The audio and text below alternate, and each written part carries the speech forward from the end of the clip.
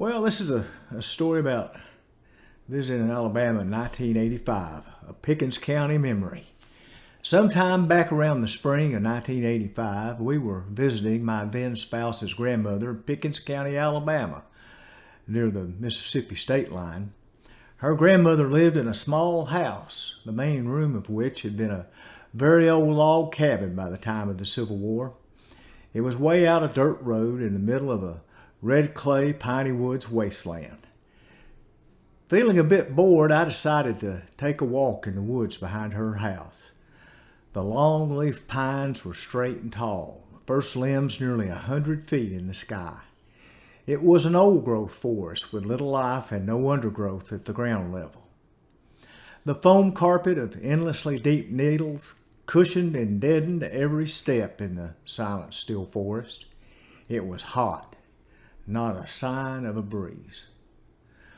A quarter of a mile or so into the forest, I came upon a small clearing. In the middle of the clearing stood a large green mound of Virginia creeper and English ivy. As I got closer, I realized it encased an abandoned house. It was a small frame house of 4 or 5 rooms. Not a sign of paint. The windows were mostly gone. The porch hung low, and the roof showed a significant sag. I ducked under the low-hanging porch roof and entered the open front door. The dimly lit interior gave me the impression of a green tomb. As my eyes adjusted, I realized that it still had furniture. The table was set, the cupboards filled with dishes. As I walked through the rooms, I observed the broken-down furniture and discarded clothing strewn about the floor. It did not appear to be vandalized or robbed, just derelict and abandoned. I left everything as it was, feeling that same sense I get in old abandoned cemeteries. I walked back through the woods to my spouse's grandmother's house. She asked me if I had a good walk, and I told her about finding the house. She said, "Oh my goodness, you took quite a walk."